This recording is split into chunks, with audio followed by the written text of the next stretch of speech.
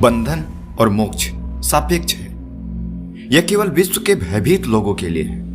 यह विश्व मन का प्रतिबिंब है। जैसे तुम पानी में एक सूर्य के अनेक सूर्य देखते हो, वैसे ही बंधन और मोक्ष को देखते हो। यह बहुत गहरी विधि है। आज हम विज्ञान भैरव तंत्र की ध्यान साधना की 69वीं विधि देख रहे हैं। यह गहरी से गहरी विधि में से एक है और कोई बिरला ही इसका प्रयोग किया है।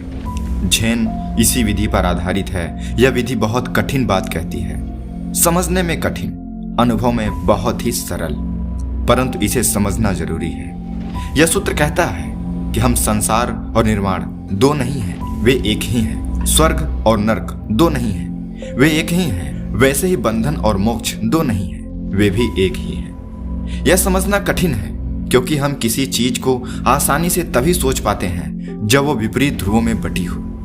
हम कह सकते हैं कि यह संसार बंधन है, इससे छूटा जाए और मुक्त हुआ जाए, तब मुक्ति कुछ है जो बंधन के विपरीत है, जो बंधन नहीं है। लेकिन यह सूत्र कहता है कि दोनों एक ही है, मोक्ष और बंधन एक ही है। और जब तक तुम दोनों से मुक्त नहीं होते हो तब तुम मुक्त नहीं हो। बंधन तो बांधता है, मोक्ष भी बांधता है। बंधन तो गुलामी है, मोक्ष भी गुलामी है। इसे समझने की कोशिश करो। उस आदमी को देखो जो बंधन के पार जाने की चेष्टा में लगा है। वह क्या कर रहा है? वह अपना घर छोड़ देता है, परिवार छोड़ देता है, धन दौलत छोड़ देता है, संसार की चीजें छोड़ देता है, समाज छोड़ देता है, ताकि बंधन से बाहर हो सके, संसार की जंजीरों से मुक्त हो सके। लेकिन तब वह अपने लिए नई जंजीर गढ़ने लगता है, और वे जंजीर नकारात्मक हैं, परोक्ष हैं। मैं एक संत से मिला जो धन नहीं छूते थे। वे बहुत सम्मानित संत थे। उनका सम्मान वे लोग जरूर करेंगे जो धन के पीछे पागल हैं। वह व्यक्ति उनके विपरीत ध्रुव पर चल रहा है।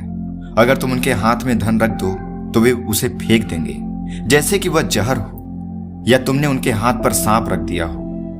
वे उसे फेंक ही नहीं देंगे, वे आतंकित हो उठेंगे, उनका शरीर कांपने लगेगा। क्या हुआ है?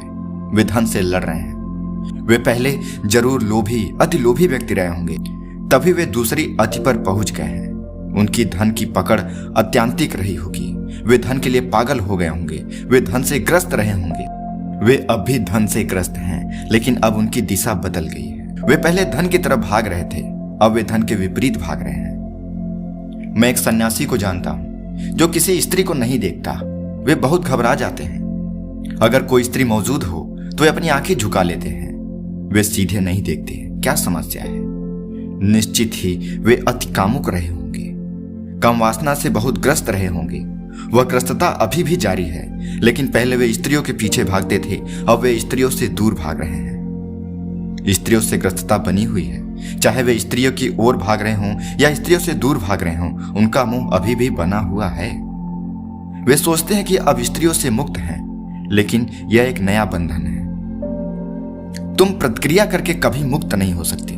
जिस चीज से तुम भागोगे वह पिछले रास्ते से तुम्हें बांध लेगी, उससे तुम बच नहीं सकते हो। यदि कोई व्यक्ति संसार के विरोध में मुक्त होना चाहता है तो वह तभी मुक्त हो सकता है जब वह संसार में ही न रहे। किसी चीज के विरोध में होना भी एक बंधन ही है। यह सूत्र कहता है यथार्थतः बंधन और मोक्ष सापेक्ष है। मोक्ष क्या है? तुम कहते हो जो बंधन नहीं है वह मोक्ष है, और बंधन क्या है? तुम कहते हो जो मोक्ष नहीं है वह बंधन है। तुम एक दूसरे से उनकी परिभाषा कर सकते हो। वे गर्मी और ठंडक की भांति हैं, विपरीत नहीं है। गर्मी क्या है और ठंडक क्या है? वे एक ही चीज की कम और ज्यादा मात्राएं हैं, ताप की मात्राएं, लेकिन चीज एक ही है। गर्मी और ठंडक सापेक्ष हैं। तंत्र कहता है बंधन और मोक्ष, संसार और निर्वाण दो चीजें नहीं, वे एक ही हैं, दो अवस्थाएं हैं। इसलिए तंत्र अनूठा है। तंत्र कहता है कि तुम्हें बंधन से ही मुक्त नहीं होना, तुम्हें मोक्ष से भी मुक्त होना है। जब तक तुम दोनों से मुक्त नहीं होते हो तुम मुक्त नहीं हो पाओगे। तो पहली बात, किसी भी चीज के विरोध में जाने की कोशिश मत करो, क्योंकि ऐसा करके तुम उसी चीज की कोई भिन्न अवस्था में प्रवेश कर जाओगे। वो विपरीत दिखाई पड़ता है, लेकिन विपरीत नहीं।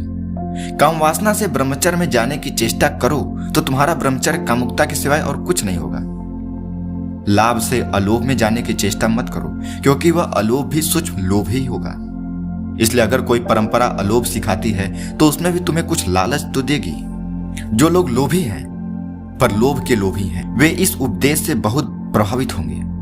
वे इसके लालच में बहुत कुछ छोड़ने को तैयार हो जाएंगे कि अगर तुम लोभ को छोड़ दोगे तो तुम्हें परलोक में बहुत कुछ मिलेगा। परलोक भी एक लोभ ही तो है, लेकिन पाने की प्रवृत्ति, पाने की चाह बनी रहती है। अन्यथा लोभी आदमी अलोभ की तरफ क्यों जाएगा? उनके लोभ की सूक्ष्म तृप्ति के लिए अभिप्राय कुछ हेतु तो चाहिए, इसलिए तुम परलोक में जाने के लोभ में वापस से पड़ जाते हो। लोभ से दूर कहाँ हुए? तो सिर्फ और सिर्फ एक बात, विपरीत ध्रुवों का निर्माण मत करो। सभी विपरीतताएं परस्पर जुड़ी हैं, वे एक ही चीज की भिन्न भिन्न मात्राएं हैं। अगर तुम्हें इसका बोध हो जाए तो तुम कहोगे कि दोनों ध्रुव एक हैं, और अगर यह अनुभव तुम्हारे भीतर गहरा हो सके तो तुम दोनों से मुक्त हो जाओगे। तब तुम न संसार चाहते हो न मोक्ष चाहते हो। वस्तुतः तब तुम कुछ भी नहीं चाहते हो। तुमने चाहना ही छोड़ दिया और उसे छोड़ते ही तुम मुक्त हो गए। इस भाव में कि सब कुछ समान है, भविष्य गिर गया है, अब तुम कहां जाओगे? यदि काम वासना और ब्रह्मचर्य एक है तो कहां जाना है? यदि लोभ और अलोभ एक ही है, हिंसा और अहिंसा एक ही है, तो फिर जाना कहां है? कहीं जाने को न बचा, सारी गति समाप्त हुई, भविष्य भी न रहा। तब तुम किस चीज की कामना करोगे? कोई भी कामना नहीं कर सकते, क्योंकि सब कामनाएं एक ही हैं। फर्क केवल परिणाम का होगा। तुम क्या कामना करोगे? तुम क्या चाहते हो? कभी कभी मैं लोगों से पूछता हूँ, जब वे मेरे पास आते हैं मैं पूछता हूँ, सच बताओ तुम क्या चाहते हो? उनकी चाहत उनसे ही पैदा होती है। वे जैसे हैं उनमें ही उनकी जड़ होती है। अगर कोई लोभी है तो वह अलोभ की चाह करता है। अगर कोई कामी है तो वह ब्रह्मचर्य की कामना करता है। कामी काम वासना से छूटना चाहता है क्योंकि वह उससे पीड़ित है, दुखी है। लेकिन ब्रह्मचर्य की एक कामना की जड़ उसकी कामुकता में की ही है। लोग पूछते हैं, इस संसार से कैसे छूटा जाए? संसार उन पर बहुत भारी पड़ रहा है। वे संसार के बोझ के नीचे दबे जा रहे हैं और वे संसार से बुरी तरह चिपके भी हैं, क्योंकि जब तुम संसार से चिपकते नहीं हो तब तक संसार तुम्हें बोझिल नहीं कर सकता। यह बोझ तुम्हारे सिर में है और उसका कारण तुम हो, बोझ नहीं। तुम ही उसे ढो रहे हो। लोग सारा संसार उठाए हैं और फिर दुखी होते हैं, और दुख के इसी अनुभव से विपरीत कामना का उदय होता है और वे विपरीत के लिए ललायित हो उठते हैं। पहले वह धन के पीछे भाग रहे थे, अब वे ध्यान के पीछे भाग रहे हैं। पहले वह इस लोक में कुछ पाने के लिए भाग दौड़ कर रहे थे, अब वे परलोक में कुछ पाने के लिए भाग दौड़ कर रहे हैं। लेकिन भाग दौड़ जारी है, और भाग दौड़ ही समस्या है, विषय प्रासंगिक है। कामना समस्या है, चाह समस्या है। तुम क्या चाहते हो यह अर्थपूर्ण नहीं है, तुम चाहते हो यह समस्या है। और तुम चाह के विषय बदलते रहते हो। आज तुम क चाहते हो, कल ख चाहते हो, और तुम समझते हो कि मैं बदल रहा हूं, और फिर परसों तुम ग की चाह करने लगते हो। फिर तुम सोचते हो कि मैं रूपांतरित हो गया, लेकिन तुम वही हो। तुमने ग की चाह की, तुमने ख की चाह की, और तुमने ग की भी चाह की, लेकिन क ख ग ये सब तुम नहीं हो। तुम तो वह हो जो चाहता है, जो कामना करता है, और वह वहीं का वहीं रहता है। तुम बंधन चाहते हो और फिर तुम उससे निराश हो जाते हो, तुम उब जाते हो, और तब तुम मोक्ष की कामना करने लगते हो। कामना बंधन है, इसलिए तुम मोक्ष की कामना नहीं करते। चाह ही बंधन है, इसलिए तुम मोक्ष नहीं चाह सकते। जब कामना विसर्जित होती है तो मोक्ष है, चाह का छूट जाना मोक्ष है।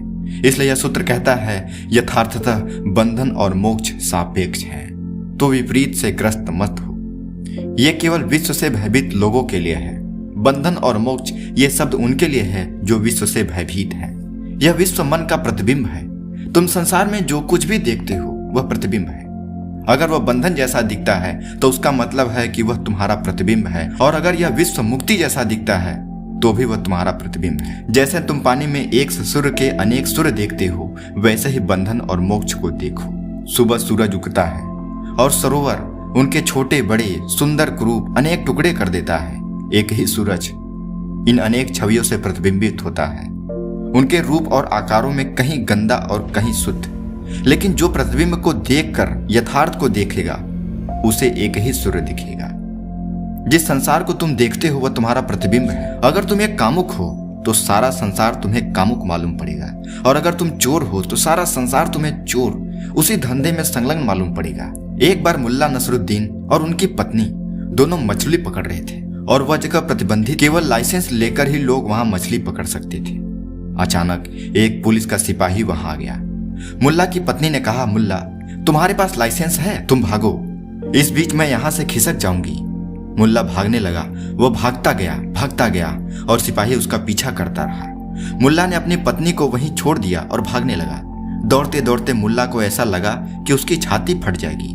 तभी उस सिपाही ने उसे पकड़ लिया। सिपाही भी पसीने से तराबोर हो गया था। उसने मुल्ला से पूछा, तुम्हारा लाइसेंस कहाँ है? मुल्ला ने लाइसेंस निकाल कर दिखाया। सिपाही ने गौर से लाइसेंस को देखा और उसे सही पाया।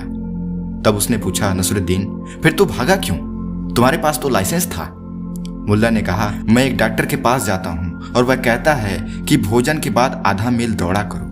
लेकिन तो देख रहे थे कि मैं तुम्हारे पीछे भाग रहा हूँ, चिल्ला रहा हूँ, तब क्यों नहीं रुके?